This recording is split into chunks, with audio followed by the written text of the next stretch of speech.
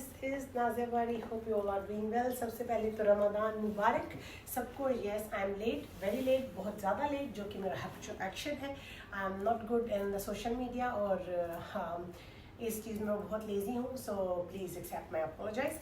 And second thing is that कि जो inbox है वो फ्लडेड है इन चीज़ों से लेके कि अफ्तार का फूड क्या होना चाहिए, सहूर का फूड क्या होना चाहिए और एक्सरसाइज टाइमिंग्स क्या होनी चाहिए। देखिए, सबसे पहले तो मैं आपको बताती हूँ, नो योर बॉडी।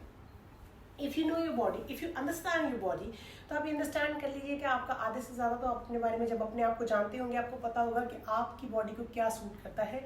और सेकेंडली, मैं आप लोगों से एक रिक्वेस्ट करना चाहती हूँ, जो कि मैं अपनी सारी सब वीडियोज़ में या अपने क्लाइंट्स को भी या चैनल्स पे एवरीवेयर ऐसे, कि जब आप किसी को फॉलो करते हैं, किसी भी न्यूट्रिशनिस्ट को या किसी भी एक्सरसाइज एक्सपर्ट को या किसी भी फिटनेस एक्सपर्ट को, पहले know their background of education background. I am talking about, I am not talking about personal things and all. मुझे इस तरह की कॉन्स्पिरेसी पसंद नहीं है। तो आप उसको देख लीजिए कि उनका एजुकेशन जो है, वो बैकग्राउंड हिस्ट्री, जो एजुकेशन हिस्ट्री है, बैकग्राउंड है, वो क्या है, क्या रियली उनकी बातों में ऑथेंटिसिटी है, जो ऑथेंटिसिटी होनी चाहिए।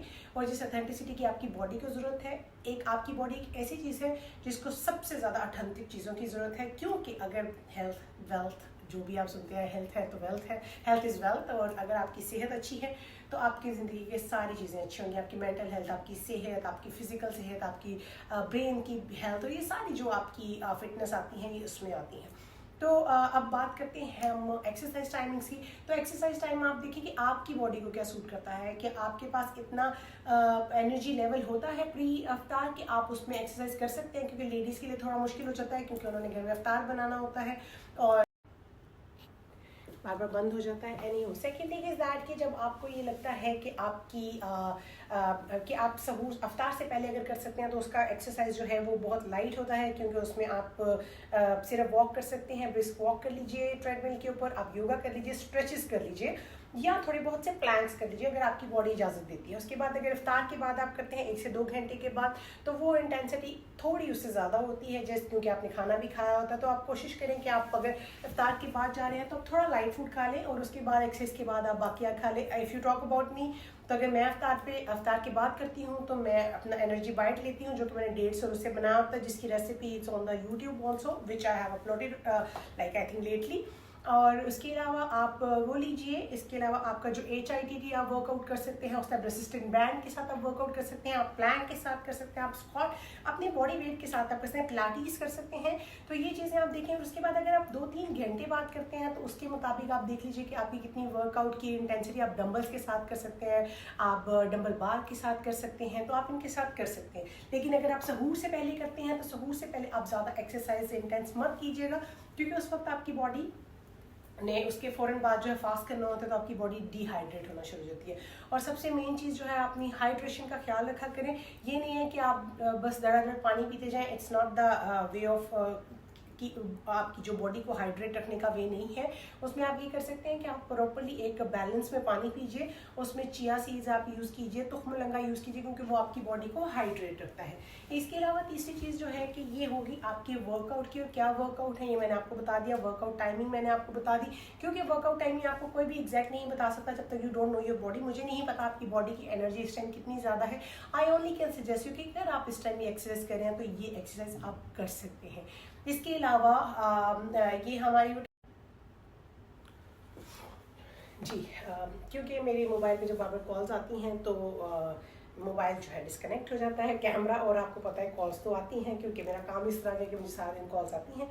एनी और उसके अलावा आप अगर फूड की बात करते हैं, तो if you talk about my self, तो मैं इस मंथ को इंटरमिटेंट फास्ट के तौर पे ज़्यादा लेती हूँ, कि मैं वो साथ करती हूँ। तो मैं सहूर में इतना नहीं खाती। अगर मैं खाऊँ तो मैं चाय का कप और साथ कोई लाइट सी कोई फूड लेती हूँ, क्योंकि मैं सहूर पर्सन नहीं हूँ। हाँ, अगर कोई इन्विटेशन है, कोई दावत है, दैट इज़ समथिंग एल्स। लेकिन क्या कहते हैं, पर्सनली मैं सहूर में इतना नहीं खाती। या बॉयल एग खा लूँगी या शामी कबाब खा लूँगी, और वो भी मैं 2-3 बजे के करीब खाती हूँ। जैसे आप तहज्जुद नमाज़ पढ़ते हैं, उसके बाद आप सहूर लें और आपका वो जगह, फिर आप नमाज़ पढ़ के आपने जो भी अपना करना वो करें। इसके अलावा जो आप अफ्तार की बात करते हैं, तो अफ्तार में तो आजकल तो बेस ये है कि आप जो स्टार्ट जो है वो अपना चिया सीड से और खजूरों के साथ करें, और उसके बाद आप नमाज़ पढ़ें जो आप थोड़ा सा खाने के बाद। फिर उसके बाद आप बेस्ट ये होता है कि आप उसमें, मुझे ऐसे लगता है कि अगर आप उसको फैसिनेट चीज़ों में जाते हैं, इट्स फाइन। उसमें अगर आप पकोड़े खाना चाहते हैं, मस्ट एंजॉय कीजिए अपने पकोड़े, क्योंकि पकोड़ों में कोई ऐसी चीज़ नहीं है जिसको बहुत ज़्यादा वो बनाया गया है। क्योंकि अगर आप पकोड़े लेते हैं तो उसको बहुत सारे वेजिटेबल, ये भी यूट्यूब पर मेरी एक वीडियो डली हुई है बहुत पुरानी, आप चेक कीजिएगा कि पकोड़े आप ज़्यादा सारे वेजिटेबल्स में थोड़ा सा बेसन डाल के बनाते हैं तो they say nothing to your body much, तो वो आप इंजॉय कर सकते हैं रमज़ान का मंथ। इसके अलावा आप चिक पीस सैलड ले सकते हैं। इसके अलावा आप एक पिज़्ज़ा बना के खा सकते हैं जो कि वो भी मेरे YouTube पे है। इसके अलावा आप रैप्स बना के खा सकते हैं जो कि मेरे वो भी YouTube पे हैं। तो इसके अलावा आप दही भल्ले खा सकते हैं जिसमें आपकी बेसन की वही भलियाँ होती हैं इस तरह। और मैं अपनी अगर बात करूँ तो I prefer to have my meal, जैसे कि मैं स्टेक्स खा लेती हूँ, या मैं चना सैलड खाती हूँ, या मैं चिकन ग्रिल खाती हूँ।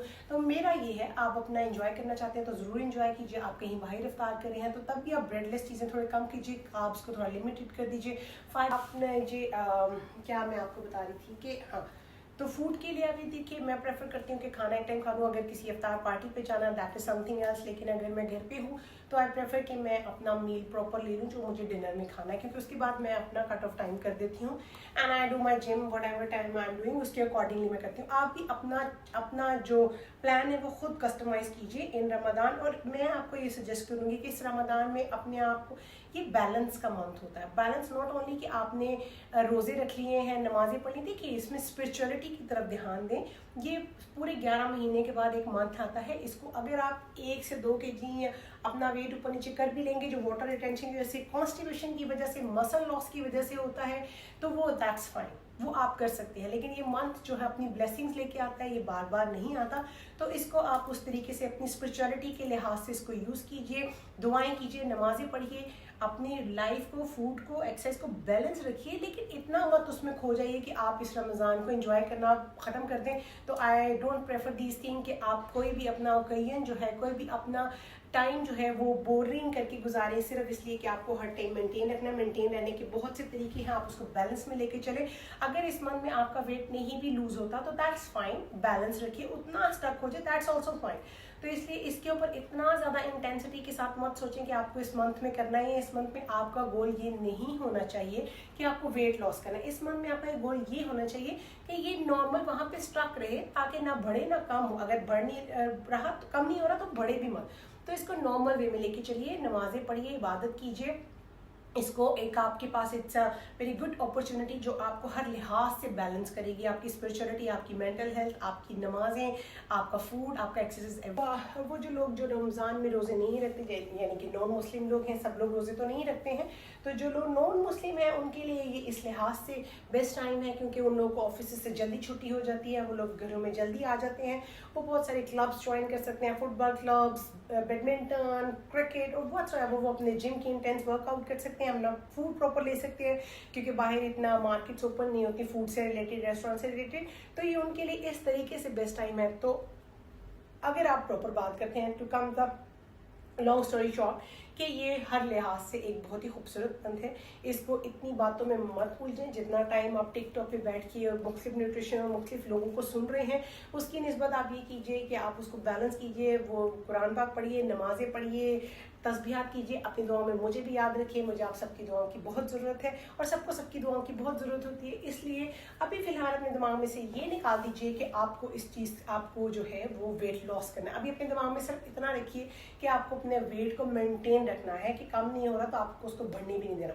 हम फिर यहीं से दोबारा स्टार्ट कर लेंगे रमज़ान के बाद। आई विल गाइड यू कि how to reduce after Ramzan. अपना रमज़ान पूरा भरपूर तरीके से एंजॉय कीजिए, यस मॉडरेशन में रह के, जो मैं हमेशा कहती हूँ क्योंकि moderation is the key of success of everything, ठीक है। तो उसमें रह के कीजिए। तो ये this is the Ramzan concept. तो इसलिए बहुत ज़्यादा मत उलझिए, बहुत ज़्यादा लोगों की बातें मत सुनिए और बस वो देखिए जहाँ से आपको ऑथेंटिक इन्फॉर्मेशन मिलती है।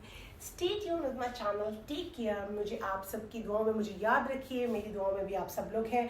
और do whatever you want to do but nicely, क्योंकि ये काइंडनेस का मंथ है तो लोगों के साथ काइंड, सिर्फ यही मंथ नहीं हमेशा पूरा साल रही है, लेकिन इस साल ज़रा थोड़ा ज़्यादा कर लीजिए। जो गरीब लोग हैं उनको आप फूड प्रोवाइड कर दीजिए। अगर एक टाइम का आपका एक्सरसाइज मिस करके उनके लिए कुछ बनाना पड़ता है, that will be more beneficial for you, कि वेट तो आपका लूज हो जाएगा। कोशिश कीजिए कि अपने सराउंडिंग्स में देखिए कि इन लोगों से होता है। ये मैं हमेशा कहती हूँ कि हमें कभी भी पूरे मंथ का या सिर्फ रमज़ान का वेट नहीं करना चाहिए, हमें पूरा साल एक दूसरे की हेल्प करनी चाहिए, एक दूसरे की एटलीस्ट इतना करना चाहिए कि अगर आप कुछ नहीं कर सकते तो ज़ुबान से उनका हमदर्दी कर लीजिए।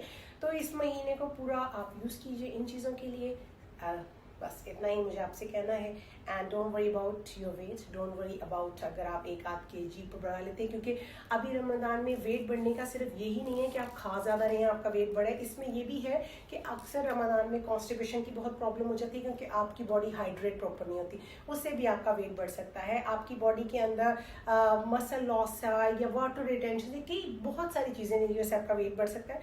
तो अभी जस्ट रिलैक्स और अपने इस मंथ को एंजॉय कीजिए, मॉडरेशन में रहते हुए एक्सरसाइज कीजिए। एटलीस्ट 40 to 45 मिनट वीक में 3 से 4 बार ज़रूर कर लीजिए, ताकि आपकी बॉडी जो है वो इस बढ़ाने की तरफ ना जाए, at least on the maintenance side पे रहे।